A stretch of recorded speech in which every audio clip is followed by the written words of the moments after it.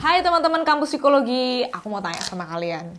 Kalian pernah nggak merasa inferior dan merasa kalian tuh hanyalah sebuah rempah-rempah peyek yang tidak berguna di dunia ini? Kalau iya, mungkin kalian merasa rendah diri. Kalau kalian merasa rendah diri, jadinya kalian susah bersosialisasi dengan orang lain. Dan juga mengganggu aktivitas lainnya. Waduh, bahaya juga ya kalau misalnya dibiarkan begitu saja. Maka dari itu, simak video ini untuk mengetahui apa sih inferior atau rendah diri dan bagaimana cara mengatasinya.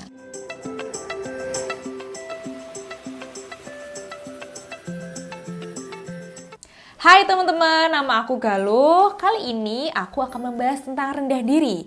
Sebelum membahas rendah diri lebih lanjut, aku mau jelasin bahwa ada dua hal yang perlu kalian pahami.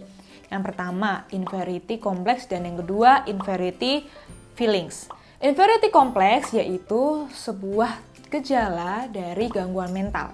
Sedangkan inferiority feeling yaitu perasaan yang umum terjadi, seperti merasa lemah, tidak lengkap, tidak utuh, merasa tidak dipedulikan, atau merasa ada ketergantungan.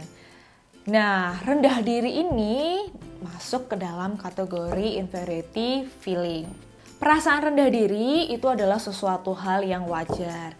Jadi ini bukan permasalahan gangguan mental atau gangguan patologis ya. Dan perasaan rendah diri ini pun bisa menjadi motivasi seseorang untuk lebih baik lagi. Oke, sekarang kita akan membahas tentang tips mengatasi rendah diri. Yang pertama yaitu kenali dan pahami diri kalian. Manusia di seluruh dunia itu punya keunikan dan kelebihannya masing-masing. Jadi fokuslah pada kelebihan kalian. Karena setiap orang itu punya nilai sendiri, punya keyakinan sendiri, punya tujuan hidup sendiri juga. Jadi kalian tidak perlu merasa sama. Yang kedua, ingat, hidup itu bukan perlombaan. Jika kalian sudah paham tentang diri kalian, mengerti kelebihan, keunikan, dan tujuan hidupmu, tidak perlulah membandingkan diri dengan orang lain atau membandingkan diri dengan penggaris hidup orang lain. Setiap orang memang punya tujuannya masing-masing. Jadi, kamu boleh banget kok berjalan sesuai dengan caramu dan berbeda dengan orang lain.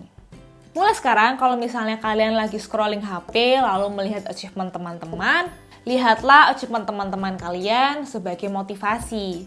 Dan kalian cukup merasa bahagia dan mensupport teman-temanmu itu. Yang ketiga, teman-teman perlu unlearn atau meninggalkan sesuatu hal yang tidak relevan. Sederhananya, proses unlearn ini semacam klik undo ketika teman-teman sedang mengetik di komputer. Sadari pikiran-pikiran rendah diri, fokuslah pada dirimu untuk menjadi lebih baik, dan tinggalkan pikiran-pikiran yang gak relevan dengan perkembanganmu. Tapi tenang aja, gak usah buru-buru, ini sebuah proses kok. Yang keempat yaitu afirmasi positif. Teman-teman cukup mengucapkan kalimat-kalimat positif di saat pagi hari sesudah bangun tidur atau malam hari sebelum tidur. Misalnya, aku berharga, aku gagal tapi tidak apa-apa, aku besok bisa coba lagi. Kalimat-kalimat positif ini bisa mengubah perasaanmu dan membuatmu merasa lebih yakin lagi. Yang terakhir yaitu lakukan relaksasi. Teman-teman bisa melakukan deep breathing, yaitu teman-teman mengambil nafas secara dalam. Tujuannya untuk meredakan ketegangan dan menenangkan saraf. Setelah melakukan deep breathing, pikiran teman-teman akan lebih jernih dan punya energi kembali.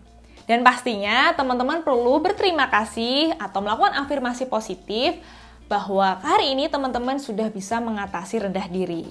Nah, inferiority feeling adalah sebuah perasaan yang umum terjadi oleh siapapun. Semoga tips-tips tadi bisa membantu teman-teman untuk mengatasi perasaan tersebut. Kalau misalnya inferiority feeling ini mengganggu aktivitas sehari-hari dan susah dikontrol, ini bisa jadi tanda inferiority complexity. Tapi jangan ragu ya untuk datang ke profesional seperti psikolog dan jangan sampai self-diagnosis. Terakhir, kalau misalnya masih ada yang pengen ditanyain atau mau curhat, tulis aja di kolom komentar ya. Tapi jangan lupa like dan subscribe biar kalian gak ketinggalan info-info menarik tentang dunia psikologi. Terima kasih, sampai jumpa.